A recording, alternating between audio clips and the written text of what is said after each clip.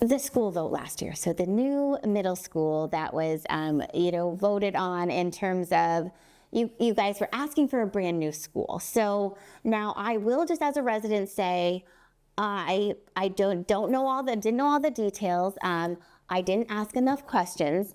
And on the surface, it seemed like, a lot of money, no doubt.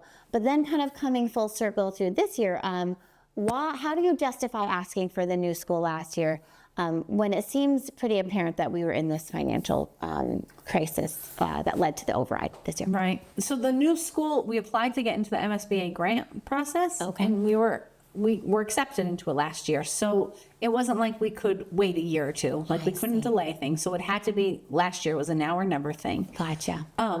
When we started the new school, we were addressing some of these budget concerns then. Mm-hmm. So opening the new school, we would have been able to close Cold Spring School and Jabish School. Both schools are two most expensive schools to operate to have this new building. Right. Now, it wasn't a lot of money. It was a lot of money, even with the grant. It was a lot of money. It was a whole lot more than we're asking for now. Right. But it would have given us a state-of-the-art school. Yeah. And there was a lot of debate back and forth. Did we need all the extras we had? We put in some extra money into our athletics department and our music department. Those were things that were really important to town residents. Yeah. And that's how they got there. The vote was no. The vote was no. If I had to redo it again, would I want to try for those things? Maybe not. But then if I lost the support of those people, maybe it still would have failed. Sure. So I don't know. But you had to ask because you had the grant. It had to happen last year for that reason. Exactly. Right? Like ultimately. We could do it again. We've been told to not expect to get back into that program for 5 to 10 years. I don't know. I have never tried to do it twice. Mm-hmm. But what we're asking for now is much smaller. Yeah. It's not getting us anything new. No.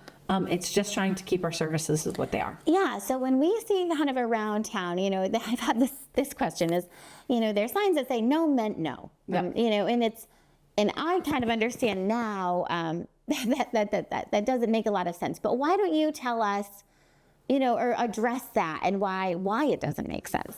I understood the signs to mean you wanted something last year, we said no, mm-hmm. and so now you want something this year and we say no. We're asking for very different things. Last year we were asking for a new building that was a lot more expensive, and voted no, and I respect that they voted no. Sure. This year we're not asking for anywhere near that amount of money. It's so much lower. Mm-hmm. For the schools, it's maintaining what we have. For the town, it's maintaining some of the services they have with like the firefighters on the grant and things like that. But we're not looking to do anything extravagant. The new school, 100%, would have been so nice. And there was extra parts of that new school that people were not in support of. And I respect that they weren't in support.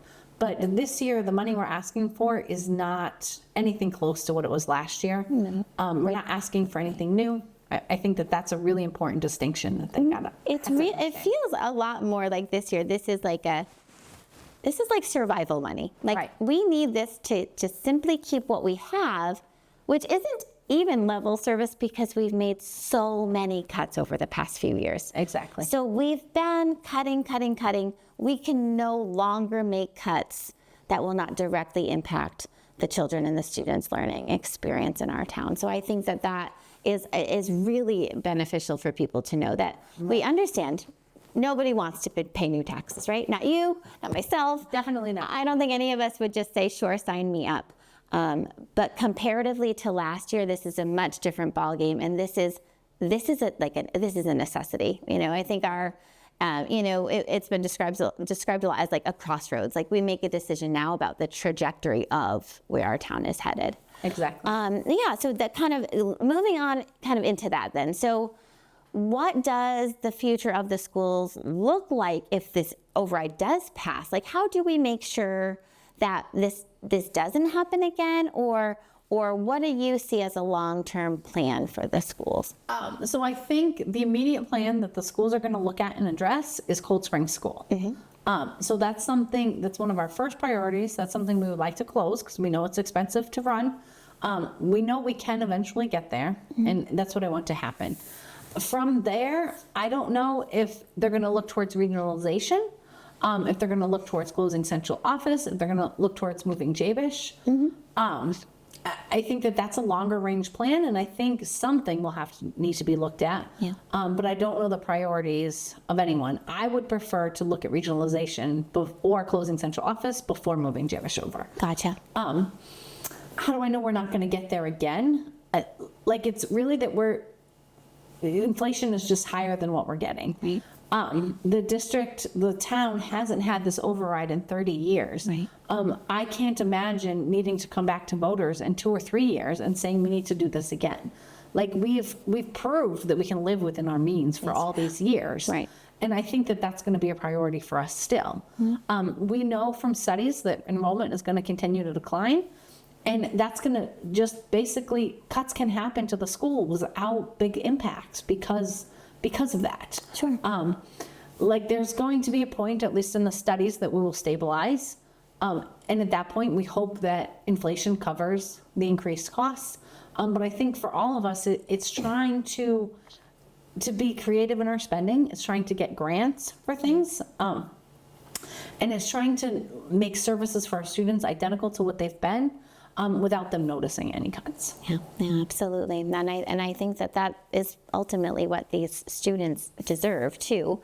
And also, you kind of just spoke to it too. Like, we have not had an override in, I think it's 32 years, since 1993. Mm-hmm. And, we really want, when I first heard override and new taxes, my first thought was, whose fault is this, right? Like, yep. Who's there who do we blame for this? This seems like a bad thing. And as I have poured a lot of time into researching and just asking questions and understanding it, and it is very clear in the way that, this override was written and put into place, it's a tool. It's a tool for towns to use when inflation is higher than this 2.5 percent. So it just makes sense for towns to utilize it when it's no longer feasible for us to live within our means, based on the budget that we're presented with.